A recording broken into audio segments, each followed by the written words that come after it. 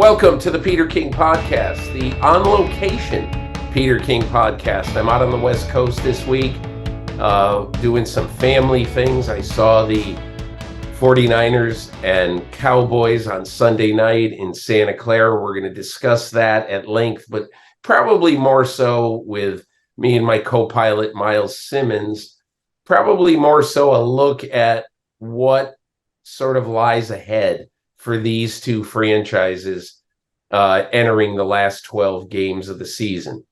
We are also going to be joined later in the podcast by Michael MacCambridge, author of a really good new book about how the 70s reshaped our sporting landscape. And what is so amazing to me when I read this book, it's called The Big Time. And what's so amazing, and Myles, right at the end of our pod, before we introduce, or at the end of our second segment, before we introduce Michael MacCambridge, I'm going to ask you about, to me, one of the weirdest juxtapositions. And that is on the first day of this decade, on January 1, 1970, an all-white team, the University of Texas, won the college football mythical national championship. And 10 days later, two extremely integrated teams in Kansas City and Minnesota played for the Super Bowl. So I found that to be, that's the one thing about this book and the descriptions of those two things that really has stuck with me. But we'll get into a little bit of that later in the pod. But Myles and I are going to break down the 49ers and Cowboys, and we're going to talk about two other things in this podcast at some length. Number one, I rank my teams 1 to 32 in Football Morning in America this week. Myles is going to tell me where I'm stark raving mad. And then we are also going to discuss, and look, we can probably pick out 1 month into the season because that's where we are right now. This season started 1 month ago this week. And 1 month into the season, man, the injuries have reshaped the NFL. You look at the New York Jets, no Aaron Rodgers after the fourth play of the season. You look at the Buffalo Bills.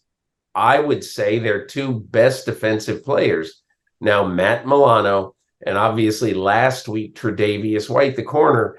Tre'Davious White gone for the year. Matt Milano possibly gone for the year, probably gone for the year. And the Bills are simply diminished. And then, the Minnesota Vikings with whatever the immediate short-term and long-term future this year is of Justin Jefferson. So we'll get into all of those things later in the pod. But Myles, welcome. And I want to get your thoughts on what I think surprised, honestly, America on Sunday night, with how bad the Dallas Cowboys looked and how overpowering the San Francisco 49ers looked. It's interesting, Peter, because a lot of times one game is not necessarily all that representative of what teams are or what they are not.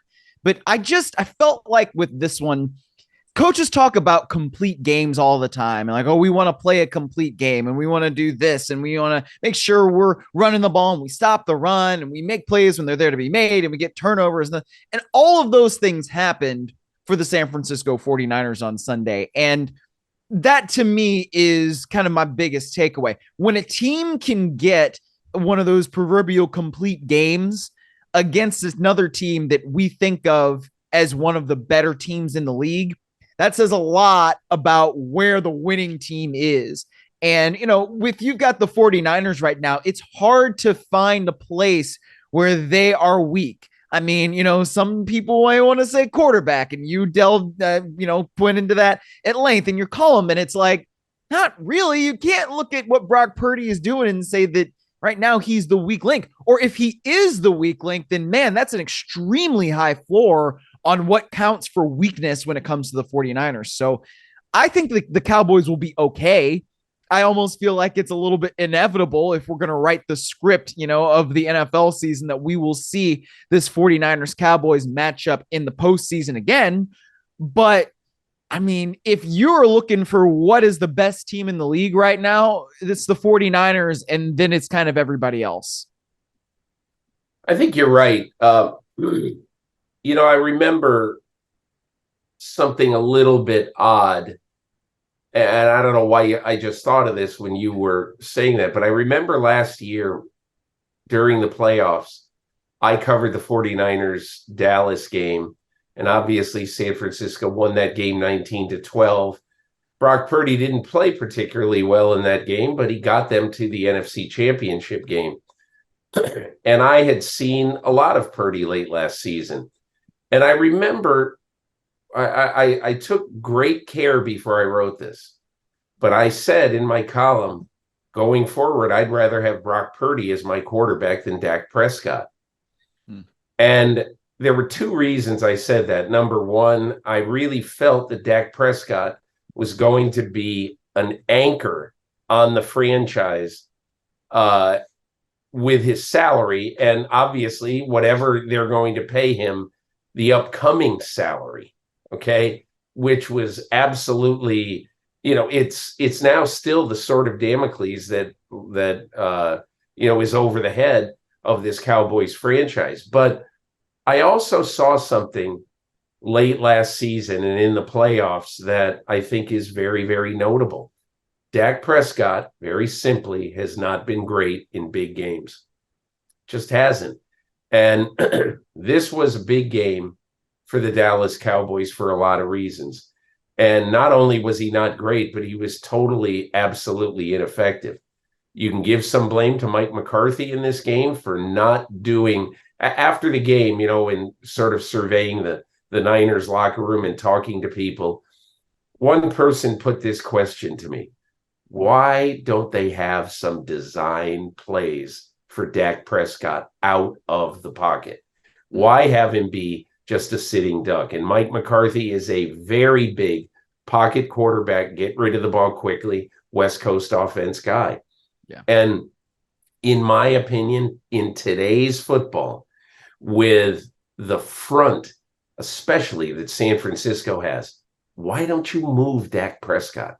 And I think Mike McCarthy, I'm not saying he has to reinvent himself, but when you play a team with the front like that, even though Dak really is much more comfortable in the pocket, and he's good in the pocket, I'm not saying that Dak Prescott's a bad quarterback, because I don't think he is a bad quarterback, but I think we might have seen Dak Prescott's ceiling. So that's kind of, and then the other thing, obviously, is the money. You got Brock Purdy for another couple of years now at the low salary that, and that allowed them, honestly, to go sign Javon Hargrave. Now, Hargrave hasn't been the huge impact guy that the 49ers have wanted so far, but he's made some plays, and I think he's going to be a huge difference maker for this team down the stretch. But Miles, my overall thought, the reason why I kind of brought all this up is that I think both teams learned a lot from Sunday. And I think it could be dangerous for the Dallas Cowboys, but I in no way think that the Cowboys are done, are finished, can't play well. They had a bad day. They picked a bad day to have a bad day. And this is what I always remind people of after a game like that Dallas is a good team. And for people who've said it's over for them, tear apart, do that, that's fan stuff. I look at Dallas, they're a good team that had a bad day against a great team. Mm-hmm. And I just remind everybody, opening day, 2003, 20 years ago, last month, the New England Patriots went to Buffalo and lost 31-0. And everybody thought, well, Patriots are fluky. They won a Super Bowl, had a good year in 2002, and now 2003. This is it for them. This is their comeuppance. This Brady, he's just a guy, all that. And I just remember thinking, because I covered that game, and I remember thinking, man, big moment for Bill Belichick. He's got to get his team back. They got it back, obviously won their second Super Bowl that year. And not so coincidentally, last game of that season, New England 31, Buffalo, nothing. So, things have a way of turning around, and I do not think we ought to throw the Dallas Cowboys out with the garbage. No, and look, they come out here to Los Angeles next week, and they play the Chargers on Monday night. I think that's going to be an interesting game for several reasons. A, because you've got your former offensive coordinator now on the other sideline calling plays for Justin Herbert if you are the Dallas Cowboys, but also you want to respond to something like that, right? And definitely, I think the chess match, if we want to call it that, between Dan Quinn and Kellen Moore is going to be very interesting. But also, look, if you are Mike McCarthy and you're Dak Prescott and you are that Dallas Cowboys offense, you want to show that performance that you had, in Santa Clara was not you. So I think that there are a lot of motivations for the Dallas Cowboys to have a much better start next week and a much better finish, obviously, because the finish will probably matter a lot more than it did on Sunday night. I mean, conversely, though, if you're the 49ers, you go across the country and you're going to the Cleveland Browns next week, and you don't really know what that quarterback situation is going to look like because Deshaun Watson apparently still isn't practicing, at least as of Monday. So that's another one where it's like, is this a trap game, right? Because you don't know what the quarterback is going to be, and because Thompson Robinson, look, he did not play well in his first start, probably in large part because he probably wasn't expecting to play throughout the week because Deshaun Watson thought he was going to be able to play. It turned out he wasn't going to be able to on Sunday. So look, the 49ers should go to Cleveland and beat the Browns, right? But if they're not on their P's and Q's, then that game could be closer than one might think, especially because of the way Cleveland's defense can play. And I think we've seen that this year. So I do want to touch on Brock Purdy a little bit, but first I want to touch on something in the locker room after the game that to me is a clue about who these 49ers are. So everybody looks at Trent Williams and thinks this is either the best left tackle in football or certainly one of the top 2 or 3. And after the game, Trent Williams is basically, he is one of the team spokespeople. He's excellent. He's very analytical. He puts things in excellent perspective. And so after the game, everybody was trying to get him to say, essentially, man, you guys have arrived. You guys are here. You get, and all this. And he goes, listen, in this league, it's a bunch of 1-game seasons. And this week, everybody is going to say, oh my God, what a great game. This is fantastic and everything. He said, we're already thinking about that great pass rusher in Cleveland. Yeah.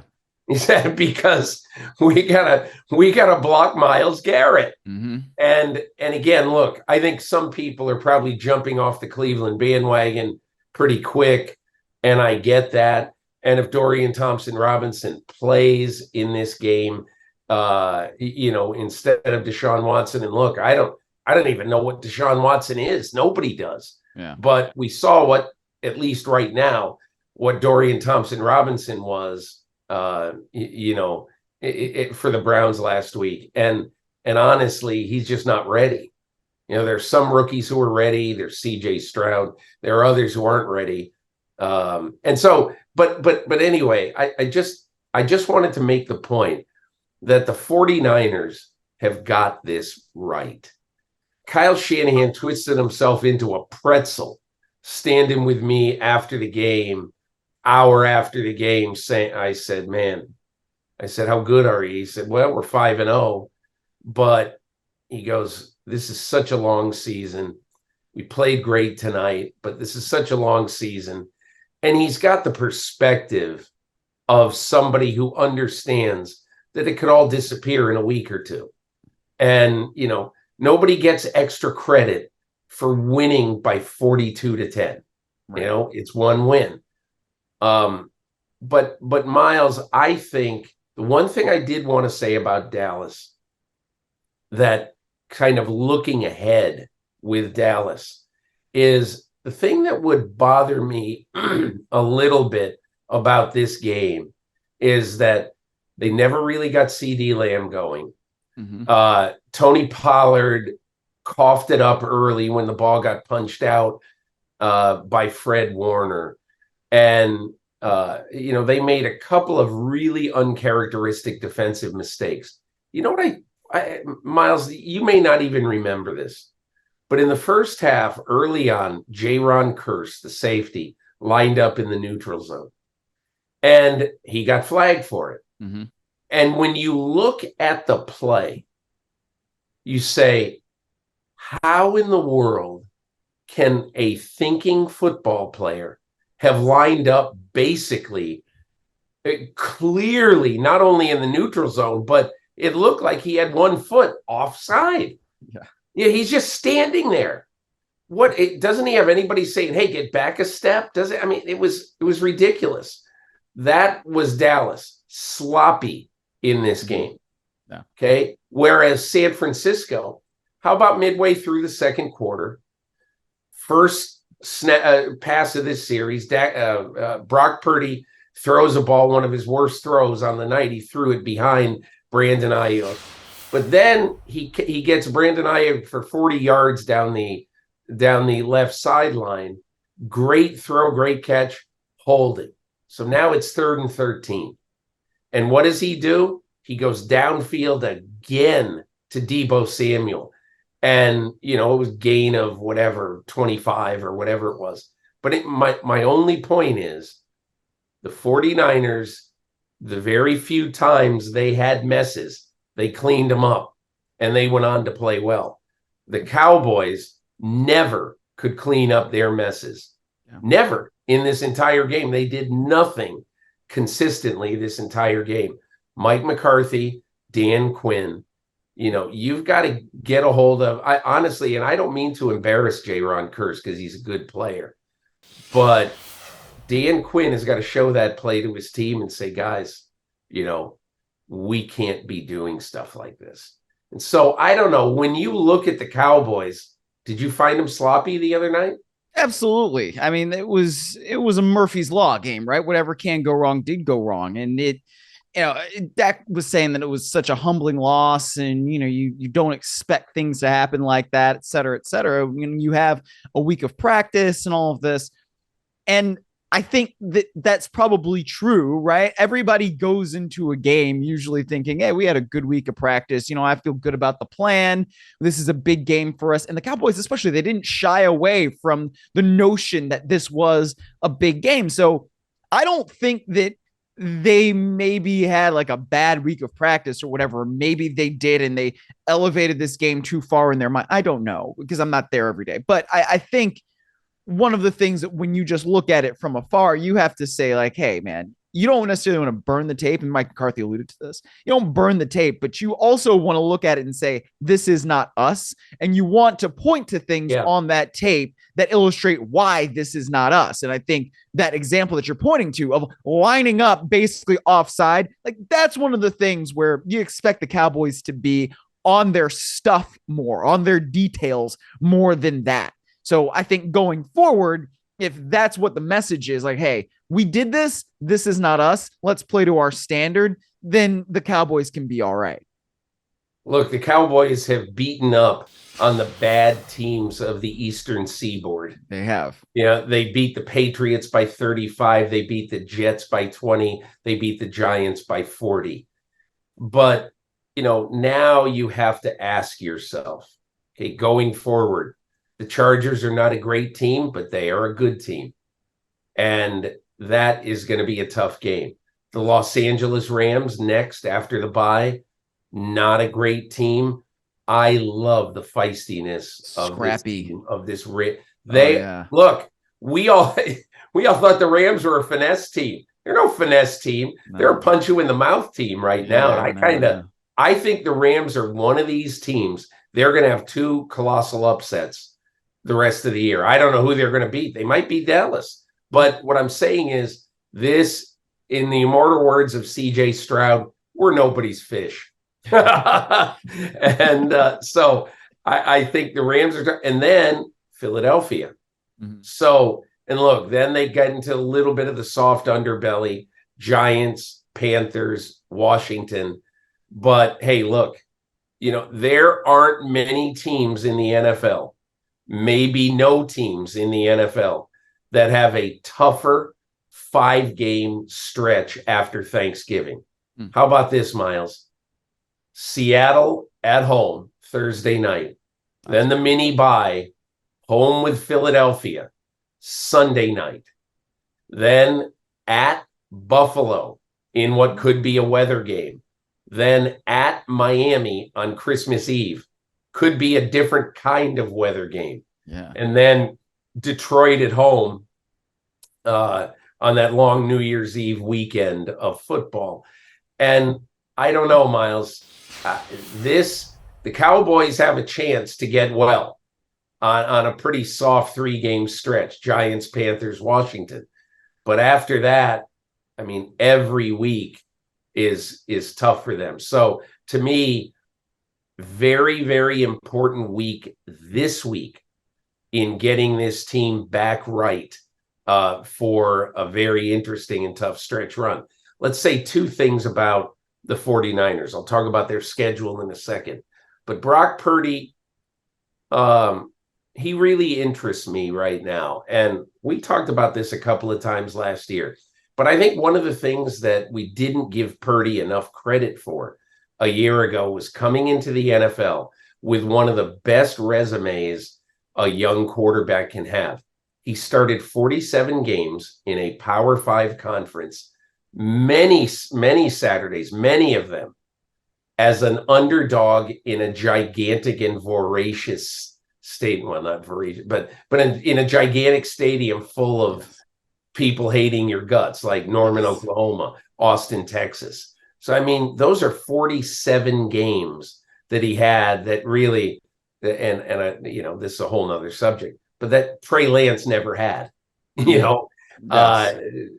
Lance had a lot of South Dakota States in there. So, but anyway, not to be critical of South Dakota State or anybody on Trey Lance's schedule, but it was a tougher schedule, more years, basically almost 4 full seasons, 3 full seasons, basically of, for Brock Purdy.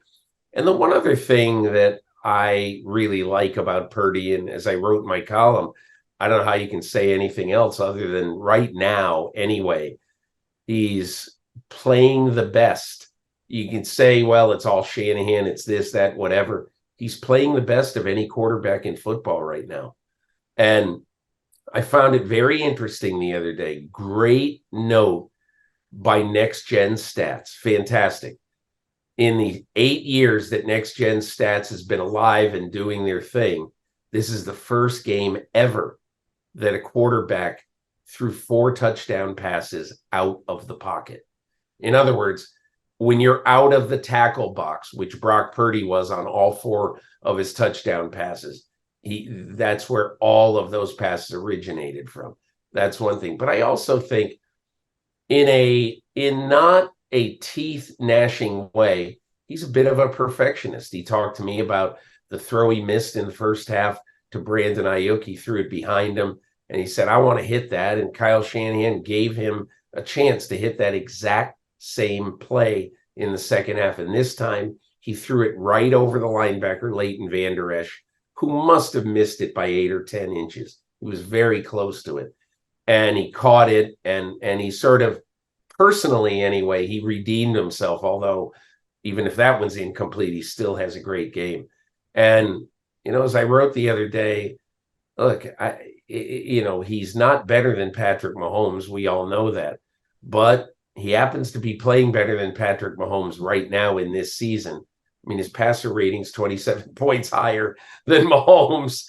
And anyway, I don't know. Give me a couple of thoughts about Purdy, and then we'll get in briefly to the Niners schedule. Well, I think every quarterback is a product of their system. Sometimes that's good, sometimes that's bad. And I know that we think of, system quarterback, game manager as pejorative words. And obviously Brock Purdy is making plays, right? And he's making plays sometimes out of structure, but mainly in structure. And when the offense is well designed as Kyle Shanahan's. That's kind of exactly just what you want your quarterback to do, right? Make the plays that are there to be made. Hit the wide open touchdown that Kyle Shanahan will scheme, because he has a tendency to do that and has had a tendency to do that basically wherever he's been. So that's the thing that Brock Purdy does well. He executes the offense. And I don't think that that's such a horrible thing to say. I think that most quarterbacks, like I said, are in the partnership with their offensive head coach or play caller if it's their offensive coordinator, right? You have to be able to make this thing work between you. I mean, look at what's going on, let's say, in Chicago right now, where Justin Fields has played better over the last 2 games, but then look at the 2 defenses that they've been playing, right? But before that, you're getting Justin Fields talking about how some of the things that are making him overthink are coaching, right? And when that happens, you say, well, what is the coaching teaching you, right? What are the coaching points? Why are they having you think so much when you're on the field? If you look at what Brock Purdy and Kyle Shanahan are doing, and they're doing it together, Brock Purdy's not thinking too much when he's on the field, whether that's a product of his experience in college, whether it's just his aptitude for Kyle Shanahan's offense, whether it is just Shanahan presenting things in a way that is easily digestible for Purdy to understand. I don't know, but those two are working together in partnership, and that's what makes this great. So I don't think it's so horrible to say that Purdy is executing Kyle Shanahan's offensive system as well as we've ever seen. I mean, maybe aside from Matt Ryan, but even then, I think, you look at what these 2 quarterbacks are done, like, Matt Ryan, I'm saying in 2016 when he won the MVP, and Brock Purdy right now, like, you kind of are seeing similar results probably. And I've just thought of that, so I haven't looked at the numbers, but that's the thing that I would go back to, right? And you've got guys like Ayuk and Samuel and McCaffrey and George Kittle, who gets 3 touchdowns. You have all these weapons. That's why the scheme works as well as it does too. So it all works together. We can give Brock Purdy proper credit while also saying, yeah, Kyle Shanahan's doing a hell of a job scheming up the offense, but you still got to go out there and execute it.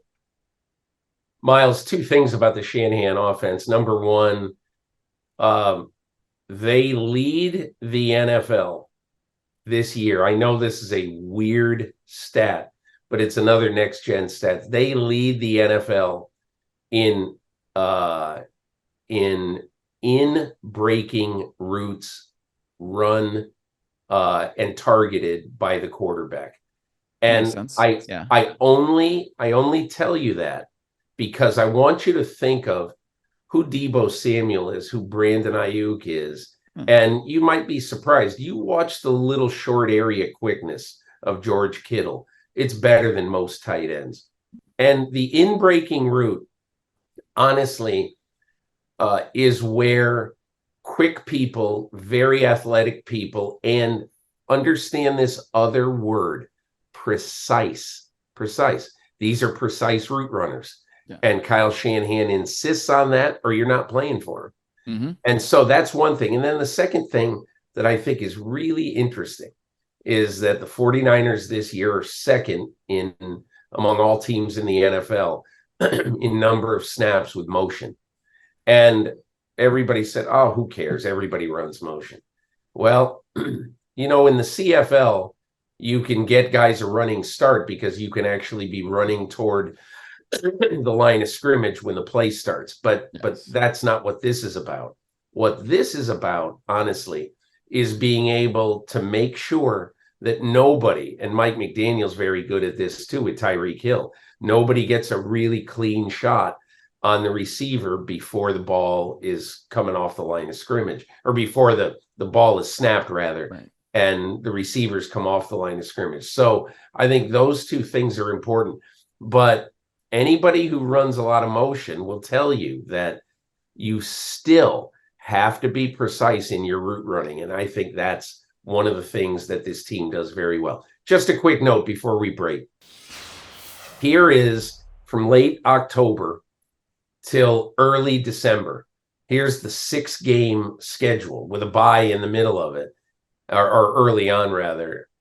Here's a 6-game schedule that is pretty formidable for the 49ers.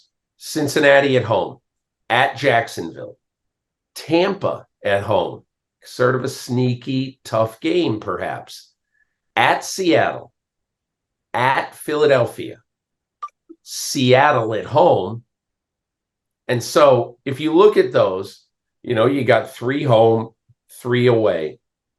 You got 2 very tough division games with Seattle. You've got maybe the second best team in football on the road in a place that's very hard to play in Philadelphia. Mm-hmm. I mean, look, it's not going to be easy for the 49ers to come out unscathed and to win home field advantage. I still think that, it's going to be hard for them to do that with Philadelphia not having played its best, still sitting there and probably going to be a little bit better as time goes on. But I just wanted to give you, I thought in the first part of the podcast, it would be good to sort of delve into both the Cowboys and the 49ers, where they stand and where they're going. When we come back in the Peter King podcast, we will focus on the rest of the NFL, some injuries that really have hurt teams. And then we're going to get to Michael MacCambridge with his book, The Big Time. So we'll be back after this.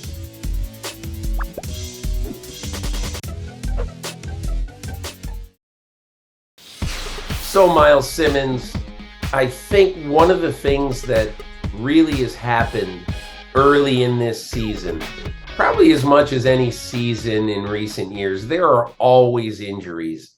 But man, there have been some very, very big ones early this year. Going back to the 4th play of the season for the New York Jets, obviously, Aaron Rodgers out almost certainly for the year with his Achilles.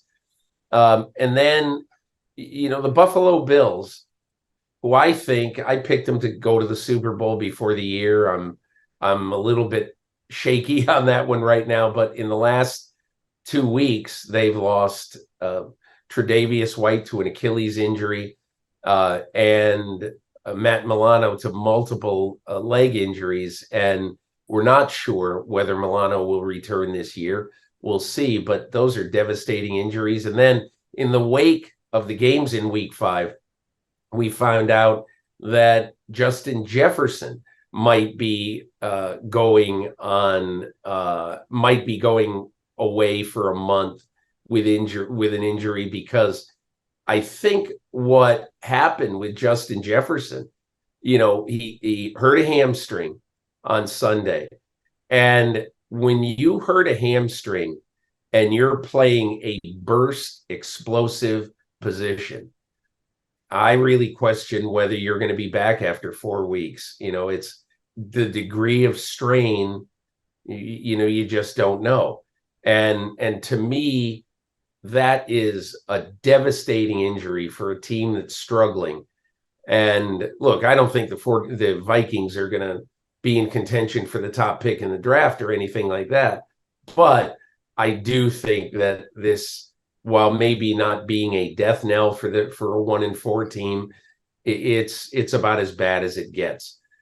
Let's take those in inverse order. Give me your thought on the Vikings without Jefferson, and then we'll go to Buffalo.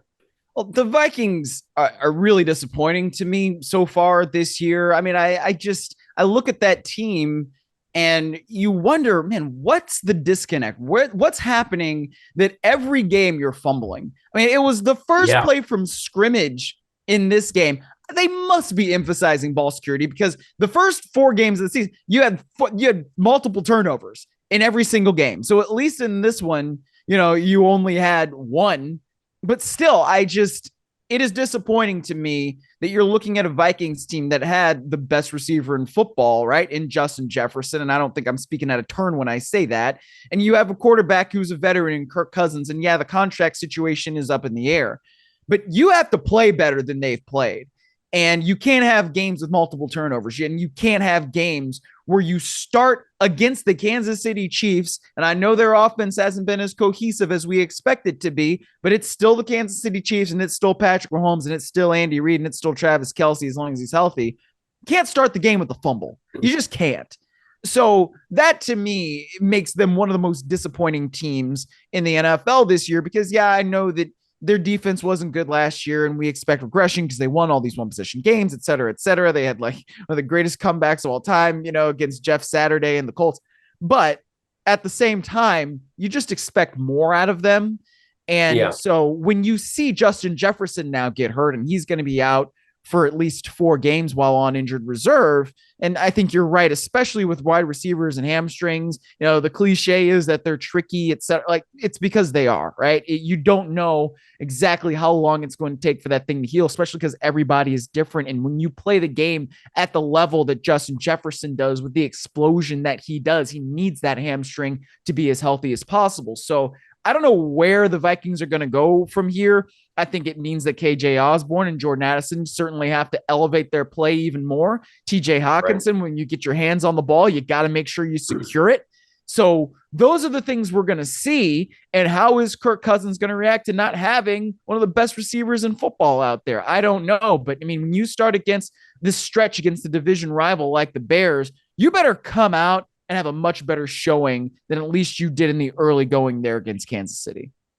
The best receiver in football, in my opinion. But here's the other, here's the other issue. Adam Schefter raised this on Twitter or X, whatever, on Tuesday, and I thought it was really valid, really good. And that is, and this is Schefter's tweet. If the Vikings don't win games and stay competitive, what is Jefferson's incentive to rush back when he didn't land the contract that he wanted? And so, let's say the Vikings, whenever he is deemed healthy enough to come back, are 2-7. You have to ask yourself, I mean, how much is he going to stretch himself, to pound himself to make sure that he's going to be, he's going to be a factor in games that really are not going to mean anything. So that'll be interesting to watch. The Buffalo thing, I think, is interesting because sometimes, look, you could argue that Jefferson's the most important player on the Vikings along with Kirk Cousins, but certainly Aaron Rodgers was the most important player on the Jets. And now you look at the Buffalo Bills, the 2 most important players on that defense, Tre'Davious White, best cover guy by far, and Matt Milano, the middle linebacker, who I think would have gotten strong consideration this year for Defensive Player of the Year had his year continued the way it started in the first 4 weeks. But obviously he gets hurt. We don't know how long he's out for, but it could be the season. Myles, to me, this is really going to test Sean McDermott, who has basically learned his first job in football coaching under the late Jim Johnson, the defensive coordinator in Philadelphia, and obviously coaching on Andy Reid's staff. These are guys who dearly and passionately have the next man up philosophy, but this is really going to test Sean McDermott's coaching acumen. Oh, no doubt. And look, I mean, he is now calling that defense after whatever happened with Leslie Frazier. And, he left the team and then wanted a new job, but then didn't get a new job. All that is still a little confusing to me. But I think when you look at the Bills, it's still going to come down to, can they dominate teams on offense? Because if they're dominating teams on offense, then, the pass rush gets to get going, right? You get Von Miller, who's now back and was playing on a pitch count against the Jaguars in London, but you get him going and other guys like Rousseau going. Like, they've shown that their front can really affect teams. But when you lose your best player on the second level and your best player on the third level of defense in consecutive weeks, it absolutely is a blow. And I don't know that people can truly appreciate what Matt Milano brings to the defense because he's such a sideline to sideline guy. And, in this age of statistics and all that, it's not like you're seeing when linebackers make a bunch of tackles, it's like, oh, that's nice. He made a bunch of tackles, but it's not, you don't necessarily see how a linebacker influences and affects different plays just based off of statistics, right? I think that there's just so much more that is on film and that, you have to look at with the eye test in order to really determine that. So that's something that especially when it's the leader of your defense as a middle linebacker, heart and soul of that unit, you take that out and you're missing a lot. So that's going to be a really interesting thing to see how Buffalo adjusts and how they are moving forward defensively, because I don't know exactly what that's going to look like. It's not going to be as good as if Matt Milano is in there. That's pretty clear. But Buffalo, as long as the offense is humming and as long as they're avoiding the ugly turnovers, I think they're still going to be all right.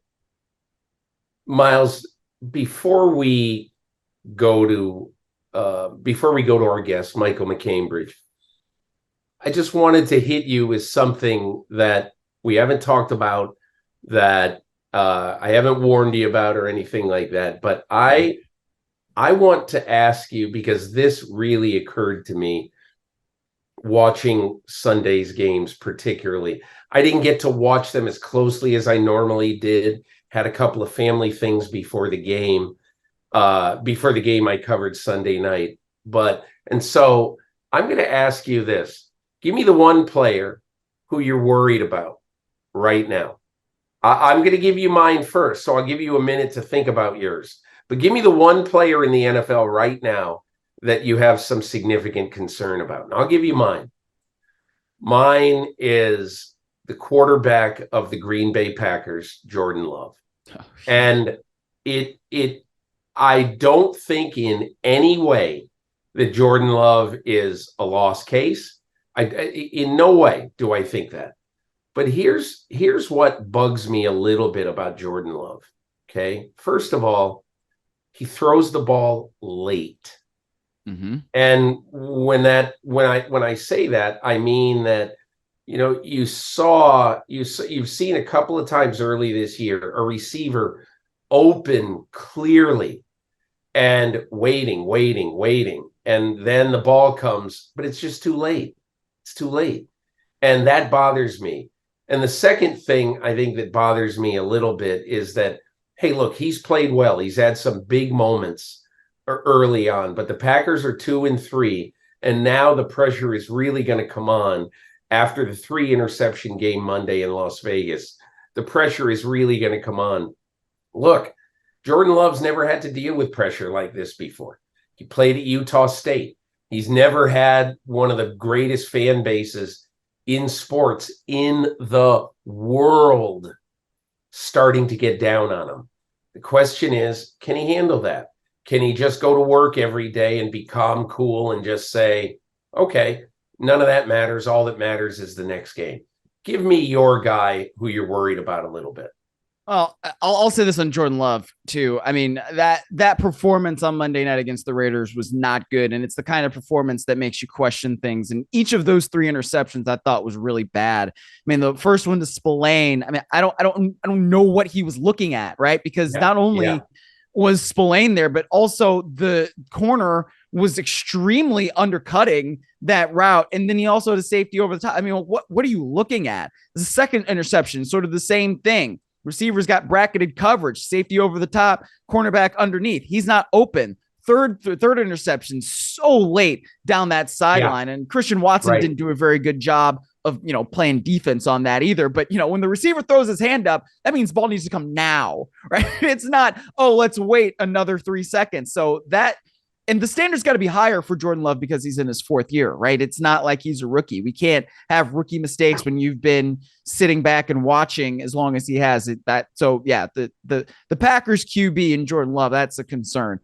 I'm also concerned about Daniel Jones because I don't know if he's going to make it through the season if he keeps taking the pounding that he's taking. I mean, right? He's already dealing with a neck injury. And, the Giants are apparently optimistic that he's going to be able to play this week. I don't know if I would necessarily want to play against Buffalo since they're coming off, an important loss that they just had across the pond. And they're not necessarily going to be very happy about it when they come back to play in Orchard Park on Sunday night. But that's one where, because the offensive line and the pass protection generally has been so bad for the New York Football Giants, I don't know if Daniel Jones is going to make it. And so he's not playing well, but nothing is going well around him either in that scheme. So that's a guy that I have my concerns about right now. I should have mentioned also when we talk about injuries, Devon Achane. Achane, excuse me. Obviously, there's a possibility he could go on IR. He tweaked a knee on Sunday. This kid's amazing. He's averaging 12.1 a carry. Who averages 12.1 a carry? Unbelievable. It's amazing. Yeah. But anyway, that's I think a little encapsulation of, first of all, one day this year we're going to get into this, but I'll tell you, the people who call for 18 game schedule, look at what the first 5 games have wrought. Okay. We're not even a third of the way through the season. Yeah. And you've got basically probably certainly 2 of the biggest 10 names in football, in Justin Jefferson and Aaron Rodgers, out. And look at all these other really, really good players who are out as well. Anyway, let's get to Michael MacCambridge. So I really have great respect for Michael MacCambridge, and he wrote a book that isn't all about football, but it has some really interesting football stuff in there. It's called The Big Time, and I'm going to get to my conversation with Michael MacCambridge right now. Happy to be joined now by Michael MacCambridge, author of The Big Time, How the 1970s Transformed Sports in America. And so, Michael, I was fascinated by a few things in this book. I mean, this was really right in my wheelhouse. I was in high school starting in 1971, and I was a gigantic sports fan.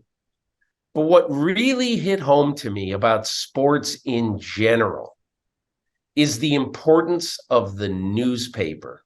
Oh, yes. And how vitally important the newspaper was, and how different it is from today. Because for people who don't know, you describe a scene in this book where if you lived in Kansas City and the morning paper went to press and it was the 7th inning of a Royals game, there would be what was called a boldface bulletin. Yep. On the front of the sports section, bulletin.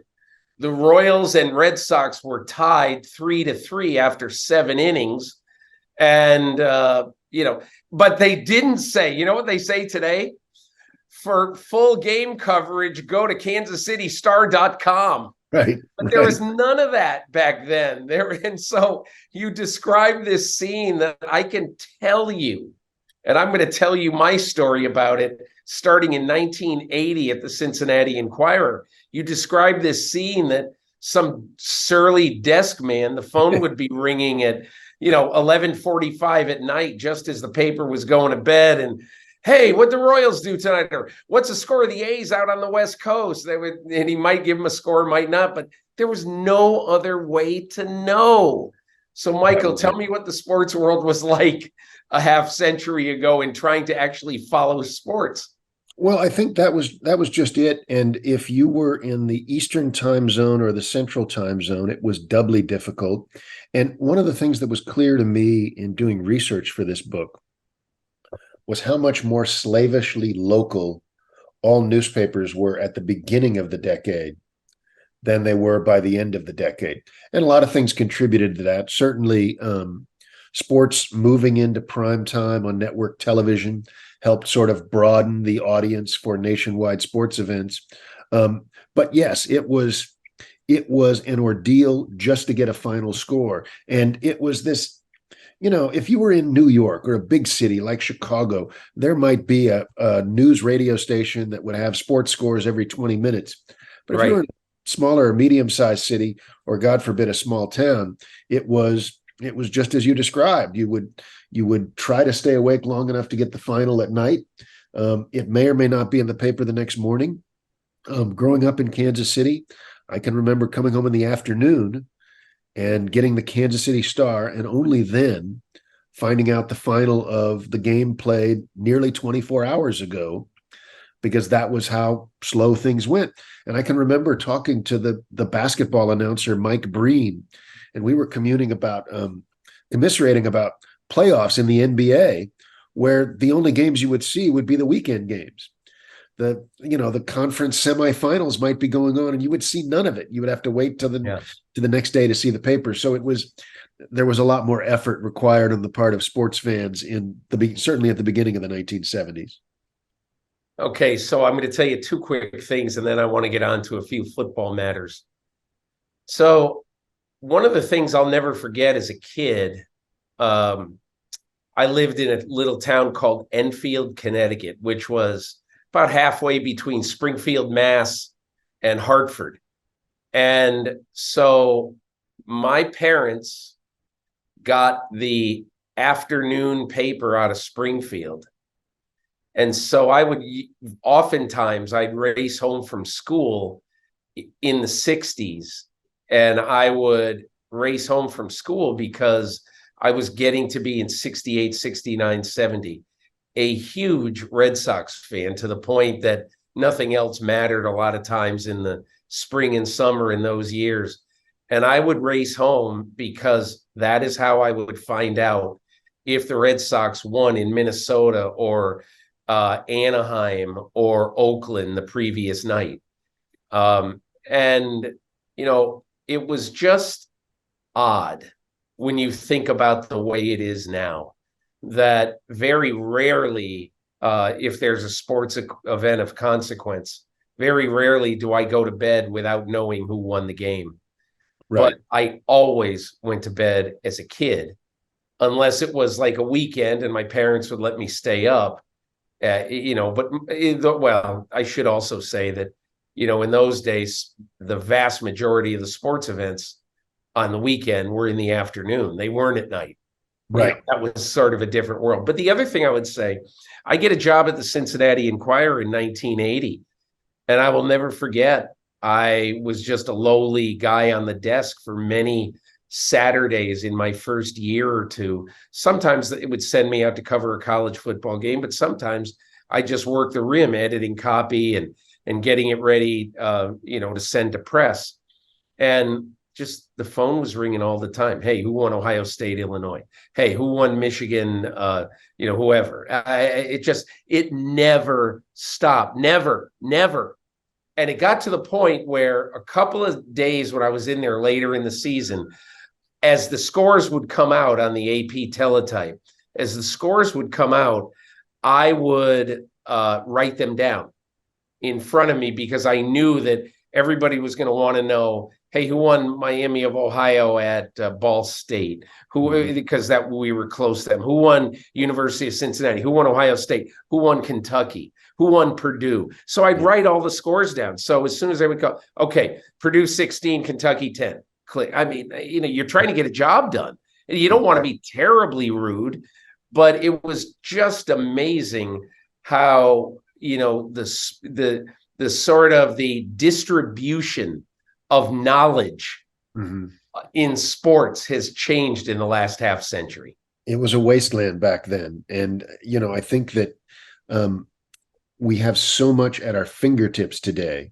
Yeah. Where there used to be just this drip, drip, drip. Now there's this fire hose. And the challenge for fans today is, what do you, I remember talking to Joe Posnanski about this. Suppose you have an hour a day to follow baseball. Where do you spend that hour? And not everybody has an hour a day to follow baseball, right? And Joe helpfully recommended reading the Joe Posnanski Substack, and that would be the way to spend the hour a day. But I mean, now there was a time where if you were a fan of the Detroit Tigers or the Atlanta Falcons or the Chicago Blackhawks, you could literally and easily read every single thing written about that team, 10 minutes a day for a week. And now, you could go weeks just reading what's been posted about the Atlanta Falcons today. So that's part of what's changed. Yeah. Michael, one of the things that you talked about in this book, that looking back on it, even I, as a burgeoning, gigantic sports fan, didn't realize until you hit me over the head with it on or about page 37 of The Big Time. And that is, if you can imagine this. So I want the people who listen and who are watching this podcast to just understand how crazy what I'm about to say is.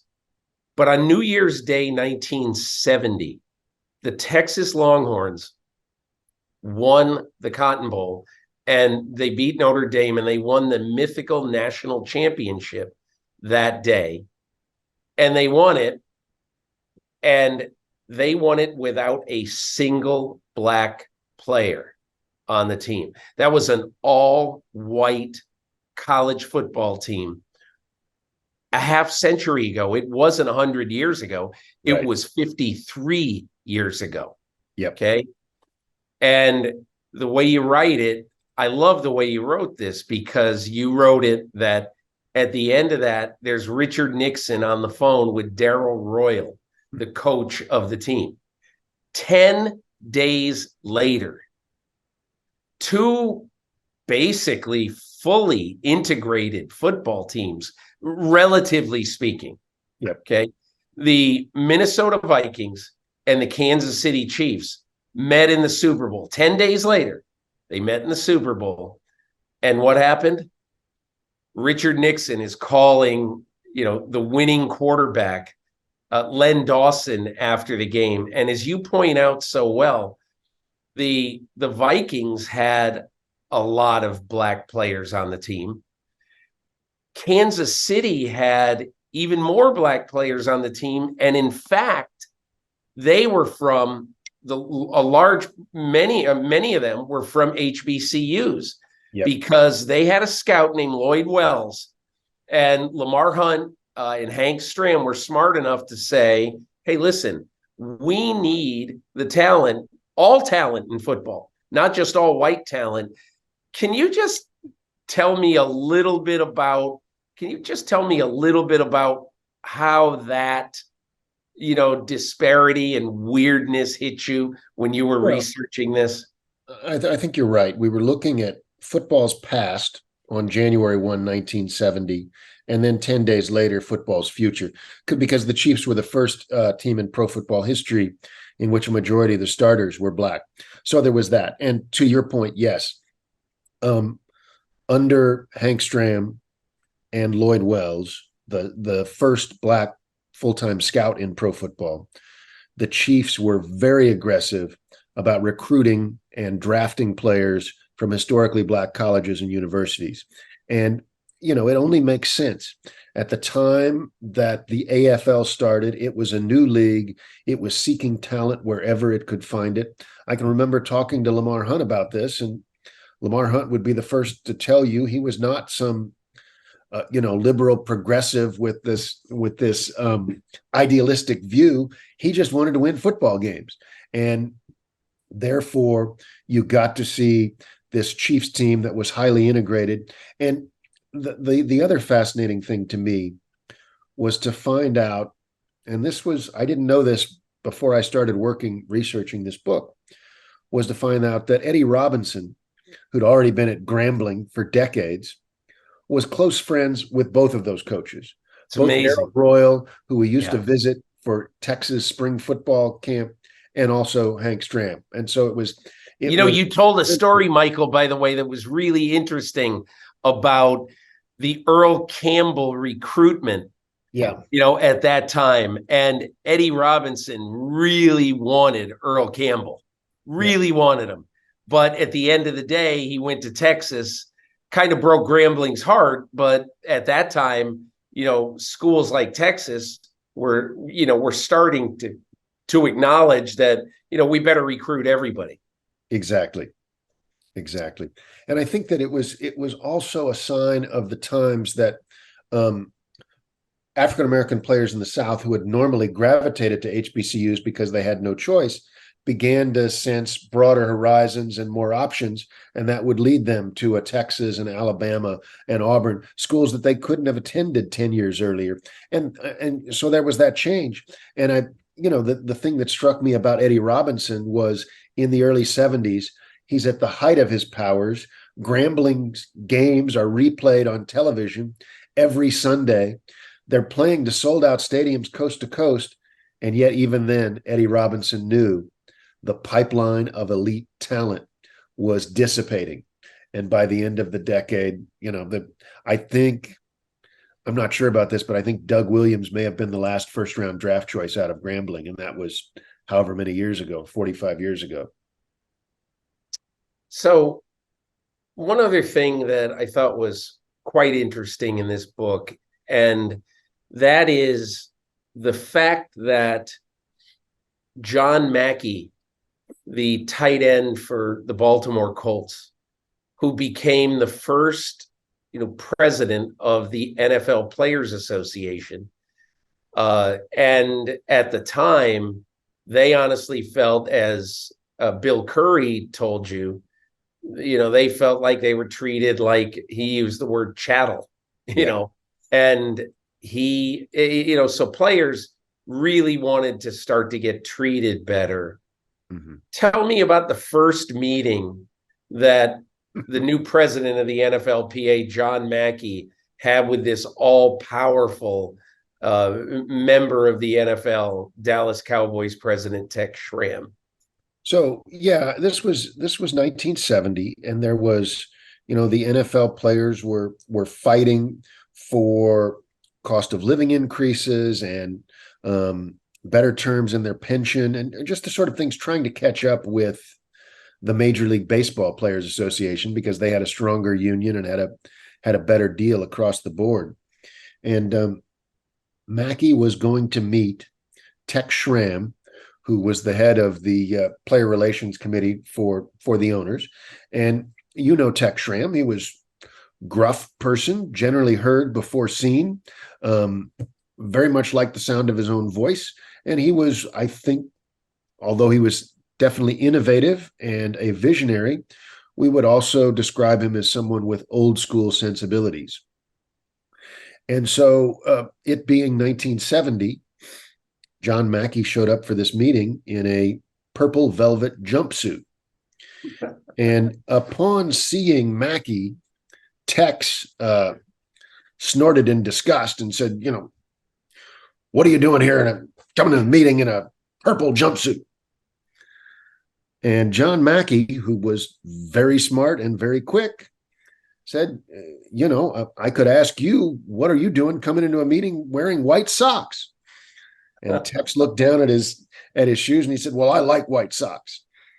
And John Mackey said, "Well, I like purple jumpsuits. Let's get to work here and start this." That was awesome.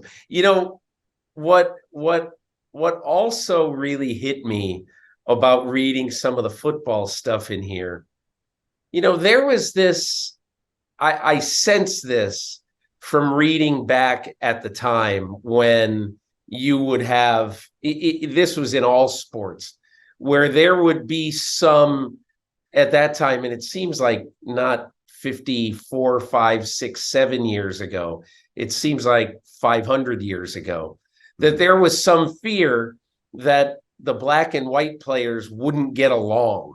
Mm-hmm. Or there would be a lot of tension between the black and white players. But you found almost the exact opposite, talking to Willie Lanier, Bobby Bell, a lot of these guys from the Kansas City Chiefs that, if you look at the composition of that team, they had so many important, really good black players. So what did they say about sort of whether there was harmony, whether there was strife in the locker room?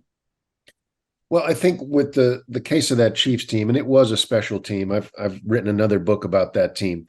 They went through a lot in Kansas City in the late 60s.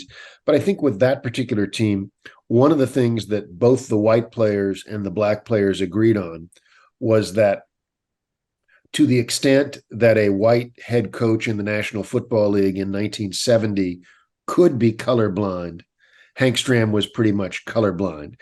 And so he didn't play favorites. He was, I can remember, he gave Sandy Stevens a tryout, black quarterback in the 60s, when a lot of other pro teams wouldn't give Sandy Stevens a look. And I think that there was also a sense of that team spent so much time together, because Stram's practices were notoriously long, and those players were dealing with each other also dealing with a time of intense racial strife throughout the country. And there were, I can remember talking to players about the night was shot in 1968, and Chiefs players actually having a dialogue about it. The black players trying to make the white players understand what MLK meant to them, and so that was a case of people actually conversing, people actually listening, and that clearly brought that team together for that great run at the end of the '69 season, culminating in Super Bowl IV in 1970. Mike, I want to bring it full circle to today and ask you, you had a fairly poignant section late in the book with Doug Williams talking about how happy he was, and not necessarily happy in a way, ha, ha, ha, black players are better than white players. It wasn't that. It was all, once you just simply judge players for players, that's when we've made great progress. And he was just thrilled on the day that it became apparent after the championship games last year that Jalen Hurts, black quarterback, was going to meet Patrick Mahomes, black quarterback, in the Super Bowl. And although the score could have been 49-7, the fact that it is clearly one of the great football games in Super Bowl history, and the fact that both of these quarterbacks gave all-time performances, emptied the tank. Oh, that was a great football game. But just tell me a little bit about Doug Williams, who, obviously played one of the great Super Bowls in Super Bowl history in 1987, leading Washington over Denver in a truly dominant performance. What was Doug Williams like witnessing what happened last year? Well, I think you got to go back to the context again of the '70s. And if I was trying to do anything with this book, it was showing that the shape and the contour of where American sports is today was directly influenced by the events of the '70s. And so on one hand, Doug Williams was a story of the NFL coming to grips that there could be an African-American quarterback who would be a blue chip prospect and picked in the first round. And yet talking to Doug Williams about the player who wasn't taken in that same draft, Warren Moon, who'd been the Pac-8 MVP and the Rose Bowl MVP. And I can remember, the attitude about Moon being, well, maybe he's a rollout quarterback. And Warren Moon said, he thought that was probably code for something else. And I can remember talking to Shaq Harris, who had preceded Doug Williams at Grambling. And Shaq Harris's point was, it's not like Warren was hard to evaluate. He's 6'3", had a strong arm. So I think what Doug Williams saw was he saw what James Harris had gone through. He saw what was going on with him and with Warren Moon, and then to go and have the success he had and win a Super Bowl and see what that meant to Eddie Robinson and so many other coaches and players from HBCU schools. And then to follow that line, that narrative arc all the way through to 2023, when 100 million people are watching two of the best quarterbacks in the game play, to your point, one of the great Super Bowls of all time. It felt like a testament to the distance traveled, which doesn't mean everything's great now, but it does mean that we've come a long way.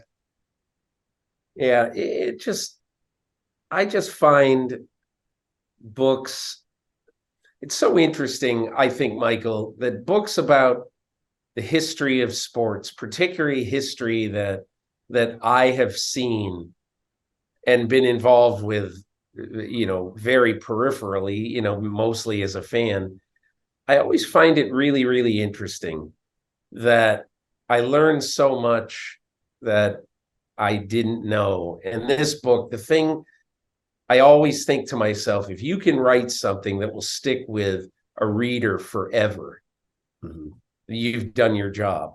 Like if I sometimes run into people who say, hey, man, that story you wrote about a week in the life of NFL officials, I'll never forget you having dinner at Sterator's house and he made you pasta or so, whatever. Things like that, really are interesting to me, but I will just always remember January 1, 1970 and January 11, 1970, and the juxtaposition. And the reason I'll remember that is because the dates are so easy. Yep. How could it be easier? January 1, January 11, they're separated by 10 days. Exactly. And a gigantic amount of racial progress in that 10-day period. Certainly. Yeah. Certainly. And I think that, so much happened in the decade of the 70s. Obviously, every decade brings change. But when you look at when you take a long look at what happened in the 70s, you've got sports moving to prime time on network television, with Monday Night Football opening the doors for other sports. The World Series a year later had its first primetime game. The Olympics began going on every night on primetime. NCAA men's basketball tournament started on primetime in 73. So you had that. The integration piece we've talked about. In the 70s, I think integration in sports became more the rule than the exception, at a time when you could argue that the rest of American society was lagging behind. You got the economic emancipation of athletes through free agency, which started in 76.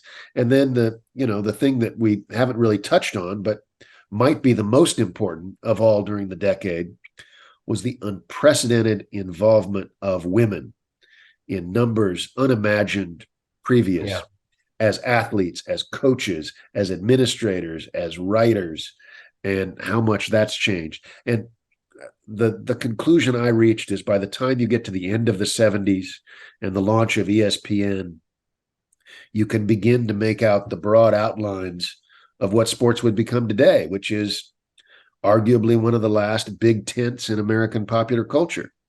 Yeah. That's such a great way to put it. It's such a valuable contribution, I think, Michael, to the sports universe, to kind of put this all in one place. And I mean, I'm holding it. You never write a thin book, by the way. Never. Like, okay, for people who are watching this, on the NBC Sports YouTube page, this is The Big Time, okay, by Michael MacCambridge. And as usual, it's going to take you a few late nights to read this. I'm just in fairness, the last about 100 pages are source notes and bibliography. Yes, you're right. But still, Michael, admit it. You never write a thin book. No, guilty as charged. Well, I will say this. Your Kansas City football book, the 69 Chiefs. Yeah. Which was, had some of the greatest photographs that you've ever seen. The great Rod Hanna. Yes. It was awesome.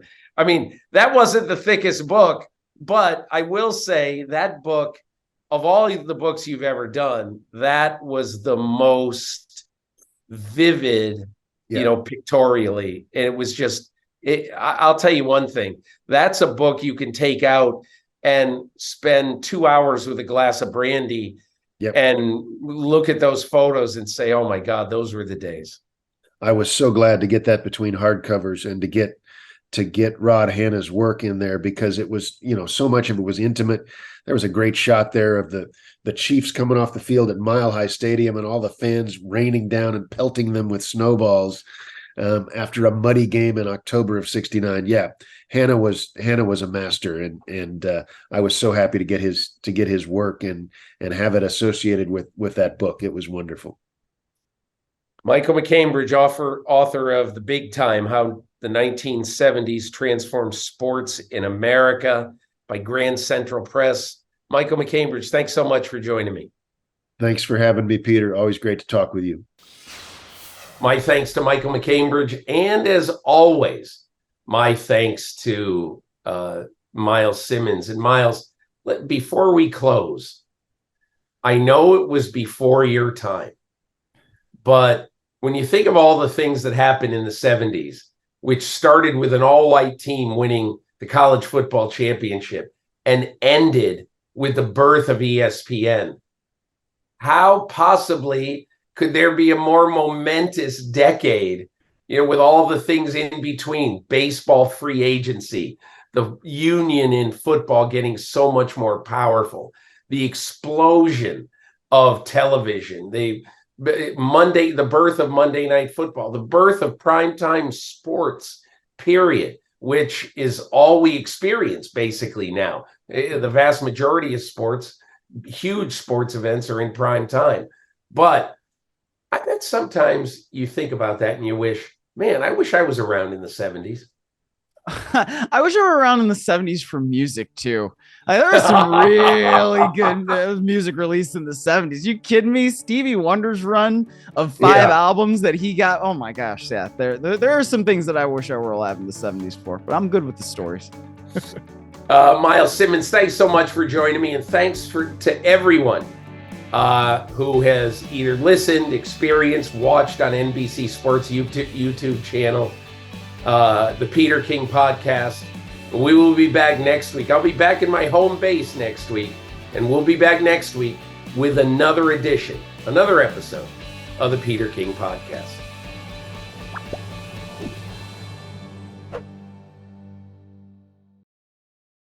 Hi, I'm Mike Tirico, and thanks for watching. Make sure to hit subscribe for the latest news and highlights from NBC Sports.